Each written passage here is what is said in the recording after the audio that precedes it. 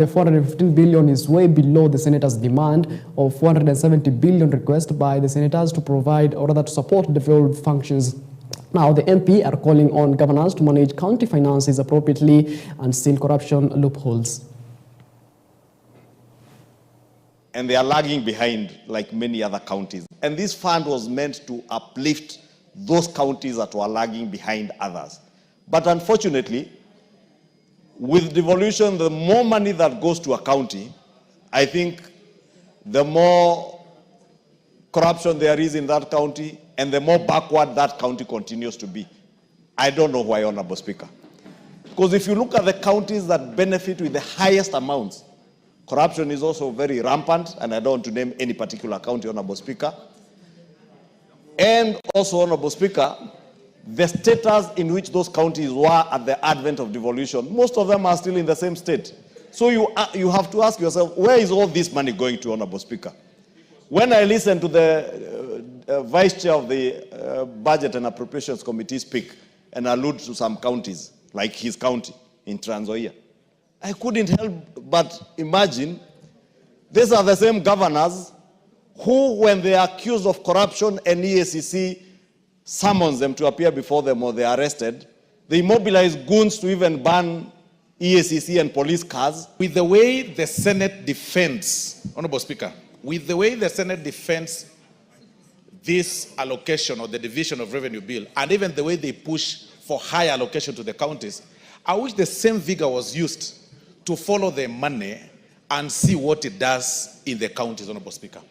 Because it is very unfortunate, extremely unfortunate, and we really must remind them every time that over 10 years post devolution, Honorable Speaker, we really haven't reached to the level where the drafters of the Constitution envisioned us to reach, Honorable Speaker. Kila wakati rais analaumiwa wakati kuna viongozi ambao wamepewa nafasi yao kuweza kufanya kazi na hawafanyi kazi. Mimi nataka niseme hizi pesa tumewapa, tunataka mjenge ECD classes. Kuna wengine tuliona hata senator alifanya oversight, akatoa ripoti yake, Mheshimiwa Spika, imebainisha kuwa kuna wakati shule inaandikwa kuwa imejengwa na milioni 100, ukiingia ground hakuna skuli, Mheshimiwa Spika. Now, the government spokesperson Isaac Mwaura now says Parliament should put in place enabling legislation for members of the public to picket in peaceable manner, even as he pleads with the public not to provoke police. Mwaura says the nation is guided by the Constitution, which enshrines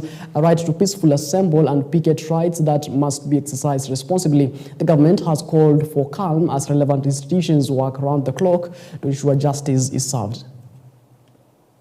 In light of recent events involving confrontations between the police and members of the public, the government calls for sobriety, calm and restraint. We are a nation guided by the Constitution, which enshrines the right to peaceful assembly and expression, rights that must be exercised responsibly. The government has noted with concern an incident in which a police officer is alleged to have shot a civilian. We are relieved to confirm that the civilian is currently receiving treatment and recuperating at the Kenyatta National Hospital. In line with the government's commitment to the rule of law and accountability, the National Police Service has confirmed that the two officers involved in the incident, number 119413, Police Constable Clinzy Barasa Masinde, and number 117193, Police Constable Duncan Kiprono, have been interdicted and are currently being processed by the homicide team at the DCI headquarters pending further action. Such firm steps demonstrate that no one is above the law, and we welcome the continued investigations being led by the Independent Policing Oversight Authority, IPOA. Justice must be served and accountability will be pursued as per the provisions of the law. Equally troubling are instances where some groups of people have resorted to unlawful behavior by provoking police officers, insulting them, damaging property, and disrupting businesses. These actions do not reflect the spirit of genuine protest and only serve to inflame passion and endanger the lives of both the civilians and the police. Let us be clear, violence from any side is unacceptable, Our democracy gives room for dissent, but no disorder and disobedience, including riots. We must resist the temptation to respond to wrongs with further wrongs. We further urge all citizens to remain calm as a government and allow the relevant institutions, IPOA, the judiciary, and parliament to conduct their investigations independently and impartially. The government calls upon political, civil society, and community leaders to promote peace, understanding, and open dialogue. Right, moving on, Machakos County Assembly Speaker Anne Kusia has under a certificate of urgency moved to court to challenge the earlier orders that allowed suspended MCAs to resume sittings. Now, the MCAs had been suspended for 28 sitting days. In her application, the Speaker argues that she was not given an opportunity to respond to the allegations made by the 9 MCAs from the majority side. Through her legal team, led by Advocate Danstan Omari, the Speaker is seeking to have the temporary orders vacated, citing material non-disclosure by the petitioners. Omari contends that the MCAs, who are themselves facing disciplinary action, failed to disclose critical facts to the courts.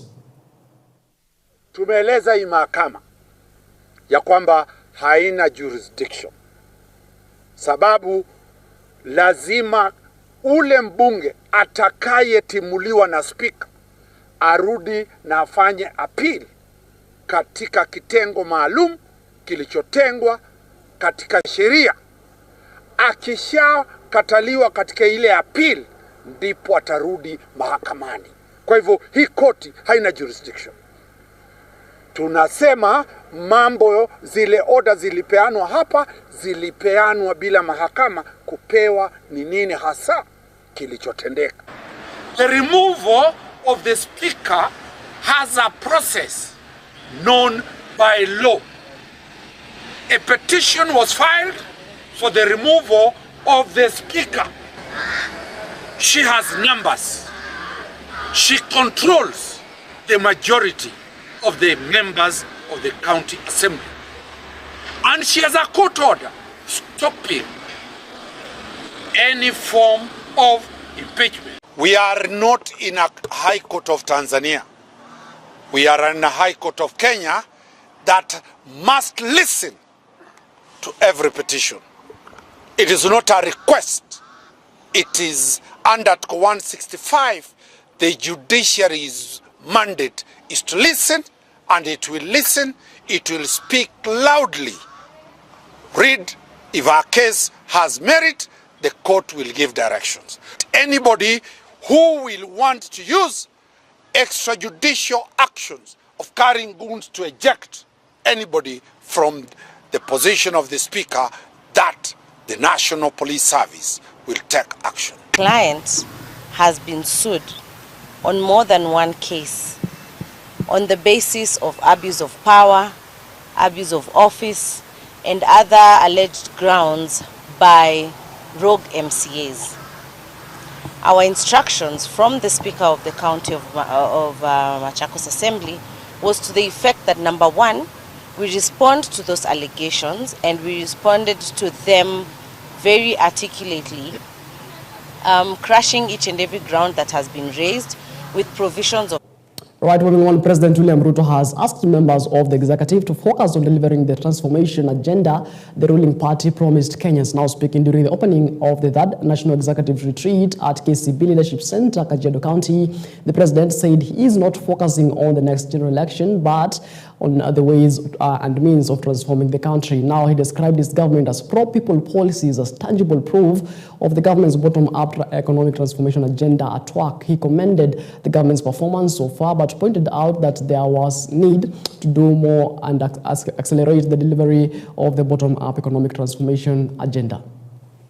I've even had occasion people telling me, oh, you know, you have picked up too many things. You know, especially the difficult ones. You would have waited for your second term. Right? And then you ask yourself, why waste the nation's time waiting for a second term merely because you are working on difficult things, Why don't you finish the difficult things now? You know? If there is a second term, there is plenty of things to be done. And if it can be done in 5 years, why do you want to do it in 10 years? Are we together? And that is how we haven't made progress as a nation. Because we make decisions not on the basis of how we know that they are right, but we make decisions on the basis of how is it convenient for me to remain politically relevant. And in there, we lose the momentum to do the right things. The country loses time on things that can be done now as we wait for tomorrow. Our focus is not the next election. Our focus is the transformation of Kenya.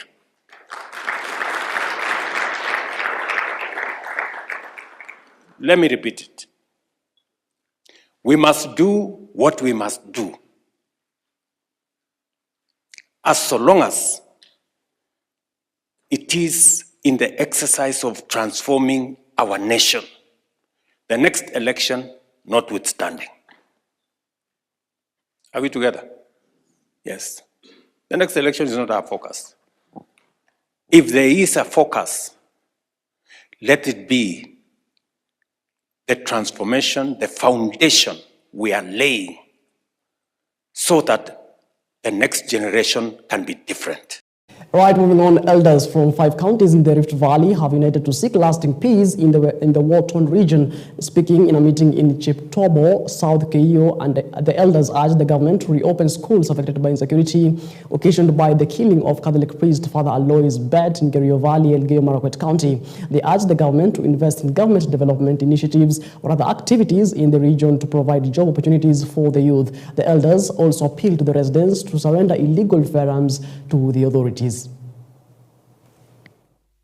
Tumeshangaa kwa nini mambo kama hayo yamefanyika katika Kerio Valley, mambo ya kuua padri na watu wengine.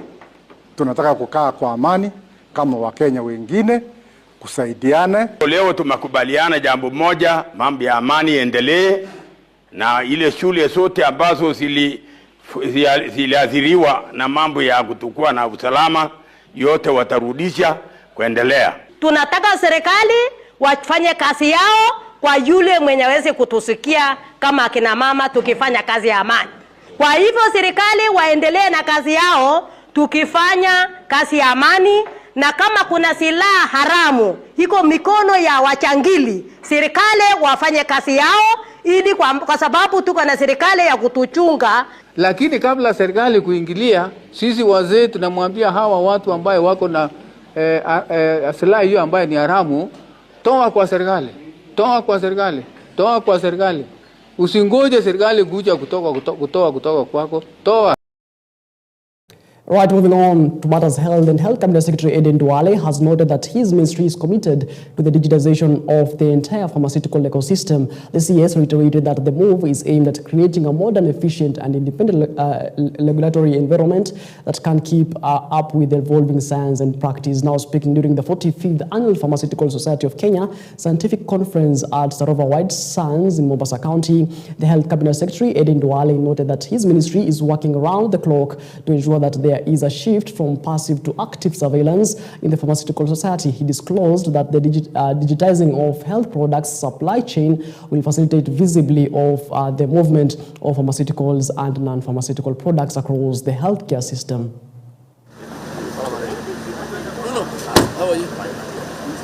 We need to strengthen and upgrade our national pharmacovigilance system to shift from passive to active surveillance. Every adverse drug reaction matters. Every case report contributes to safety. Pharmacists must lead in reporting, in analyzing, and in indicating the public and the prescribers alike, as it is proposed in the draft quality health care and patient safety bill that is currently undergoing public participation. Digitizing health products supply chain will facilitate the visibility of the movement of pharmaceuticals and non-pharmaceutical products across the healthcare system, ensuring that hospitals and community pharmacies are stocked with the right medicine and supplies they need as a critical part of saving lives. Right, moving on to matters business. In Harambee DT Sacco, Chief Executive Officer Dr. George Ochiri has revealed that the society's assets have grown to 38.9 billion Kenya shillings as the Sacco's charts a new course of exceeding expectation in performance, governance and member engagement. Speaking during the 6th edition of the Sacco's annual delegates training in Mombasa, Dr. Ochiri said the 3-week exercise aims to empower all 318 delegates with the skills necessary to drive growth and stability. The CEO underscored the importance of member investment to the raw share capital, warning against over-reliance on external financiers. We are quite happy to announce we are at 38.9 billion in terms of total assets, and our target in terms of revenue for the year 2025, we want to close the year at 7.2 billion, and we are confident that one we are going to meet. The other aspect that we are stressing on for this year 2025, we want members of Harambee to invest in the Sacco. We have a shares drive, and we are telling members there is no way a Sacco can borrow from external financier and give good returns given the turbulence that we have in the financial space in the country at the moment. We also want to embrace you into the cooperative movement. Reach out, save, and we are urging cooperatives to design products that suits the youth. The youth do not want to be told to wait for 3 months to get a loan. I know they want loans on arrival, and that is why I'm telling the youth that these cooperatives have now even designed Karibu loans. When you come, you'll be given a loan, but part of that loan will go towards the savings, because we also want them to inculcate the culture of savings into the cooperative movement. I've been able to look at the program, and I have seen critical areas of training touching on innovation, technology, touching on governance and leadership, and also an input on their personal life. I have seen something on retirement planning, and I'm happy that as delegate to lead the institution, they are also empowered also to improve on their lives. All right, it is exactly 28 minutes past the top of the hour. That's what we take a short commercial break here on EBN TV. We'll be back in just a bit.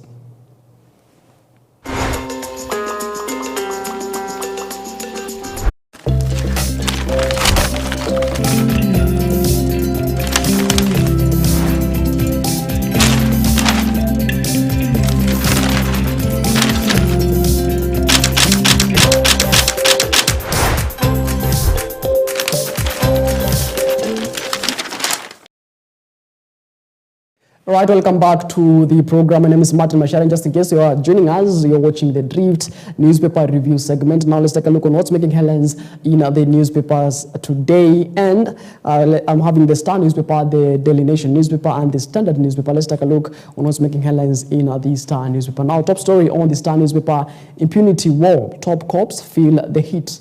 That's a title of the story in the Star newspaper. And there is a picture there of police officers Duncan Kiprone and Clinzy Masinde before court on Tuesday, or rather on Thursday, a screen grab of Susan Njeri, mother of Boniface Karaoke, who was shot at point blank on Tuesday, and her husband Jonah Karaoke.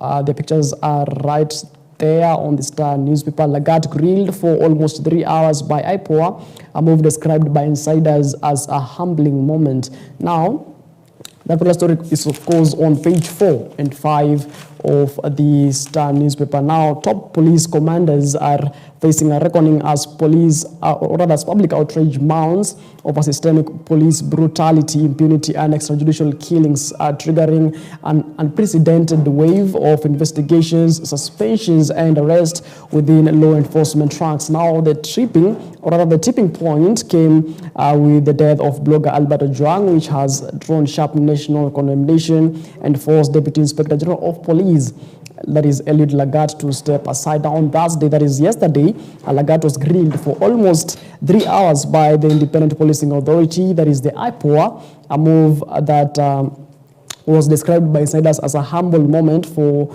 the country's top cops. This is the first time a senior cop at Lagat's level is facing investigation and possible prosecution as that magnitude, of course. Now, sources said Lagat submitted documents from confirming that he had lodged a complaint about online post, but denied any role in Ojwang's death. IPOA had initially scheduled his appearance on Wednesday, but it was postponed to Thursday. Now, in his statement, will undergo further scrutiny. Now, the DIG has been reportedly mentioned adversely in Ojwang's murder. Of course, you'll remember the police, Mukwana, alleged that orders came from the DIG, that is Langat, and they were told to discipline him.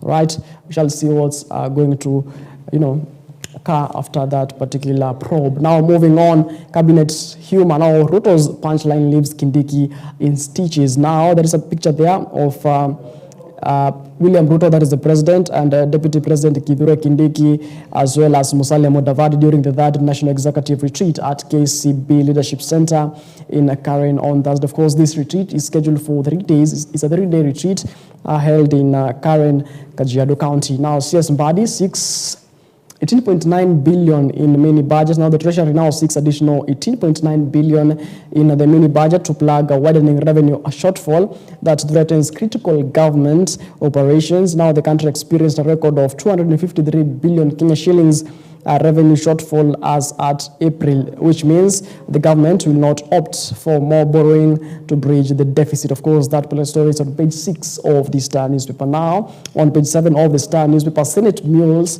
laws to tame brutal askaris. Now, rogue and brutal county askaris could soon face stiff penalties if Parliament enacts proposed law aimed at curbing their excessive use of force and abuse of power. Let's take a look at that story on page 7 of the Star newspaper.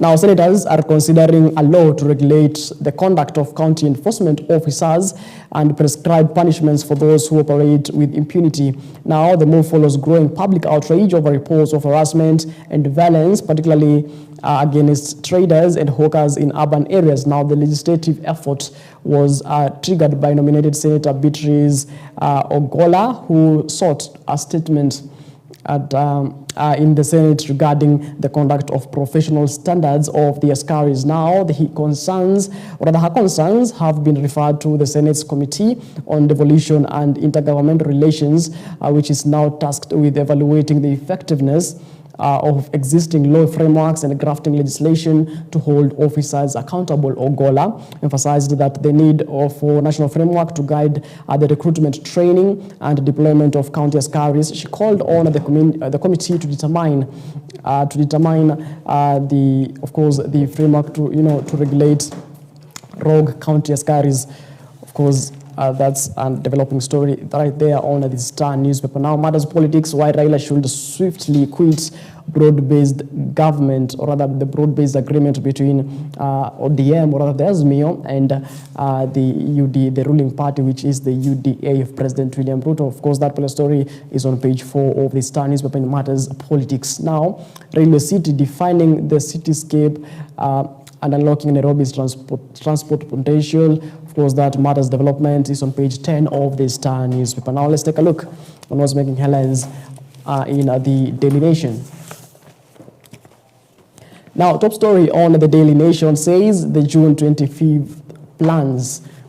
Right, there's a picture there of IG Kanja.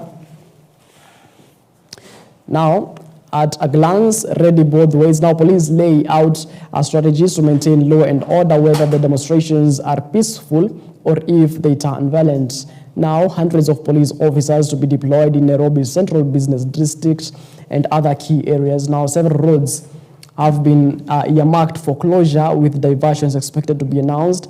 Anyone attempting to infiltrate the demonstrations with criminal intent to face arrest. Now, those are the words of the IG, that is Douglas Kanja, says, and I quote, "Yes, we are on top of things. The police will follow all established procedures. I urge protesters to remain peaceful and adhere to police guidelines." Now, as Gen Zs and activists gear up to mark the first anniversary of the deadly June 25th, 2024 protest that forced President William Ruto to withdraw a punitive tax bill and sack his cabinet security chiefs, and working on strategy that, as they say, will secure the demonstrators as well as other Kenyans and their businesses on Wednesday. Now, will they keep their word, or will it be another chaotic day of toxic tear gas, hired guns, violence, and death? Of course, that story is on page 3, 4, 5, 6 of the Daily Nation. Of course, there is a picture there of Nairobi Regional Police Boss George Seda says, and I quote, "We will provide enough security for protesters and for all other Kenyans." Of course, activist Hanifa Aden says, and I quote, "In 5 years, we'll have leaders born from this fire, and girls like me will finally belong." Of course, those are the words of activist Hanifa Aden. Now, activist Boniface Mwangi says, and I quote, "The political class might not know it yet, but their reign ended on that day." End of quote. Right. Moving on, this is what I'll do if you elect me in 2027.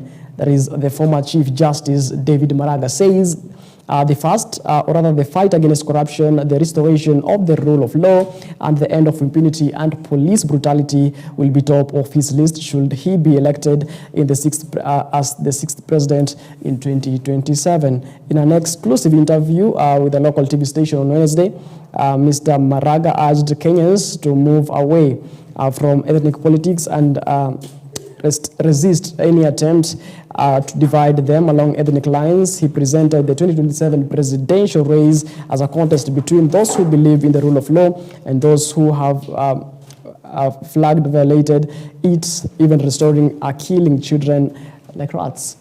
Those are the words of the former Chief Justice David Maraga. There is a picture there of David Maraga speaking in the interview in the local TV station. Now, in the scorecard, "Fulfill our promises to Kenyans," Ruto urges his cabinet. Now, with pressure mounting over the cost of living, police brutality, and lagging public services, President William Ruto said excuses would no longer be tolerated. He said transformation cannot wait for political comfort or second term.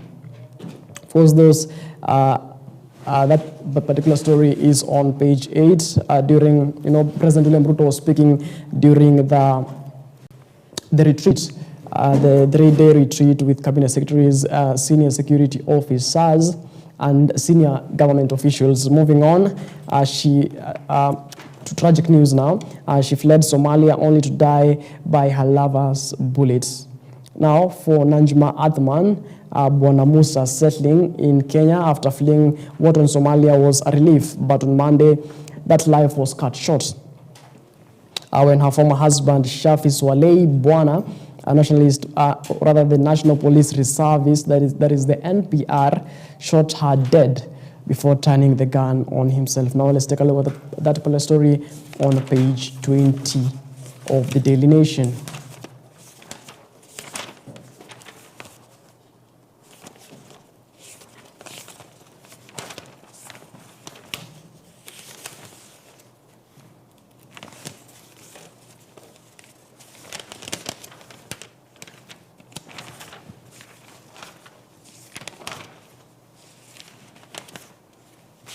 Right, murder's crime now, and the woman who is a Somali national, Najma, arrived in Kenya in 2011, and along with other refugees settled in Kiunga, a small town on the Kenya-Somalia border in Lamu County. Now, after years of hardship, Kiunga offered her a peace she could never find at home, allowing her to rebuild her life, find love, and raise a family. But on Monday, the life was cut short when her former husband, Shafi Swalei Bwana, an NPR officer, shot her dead before turning the gun on himself. Also injured was Najma's friend Mariam Alal Yusuf, a fellow refugee. She was shot in the shoulder.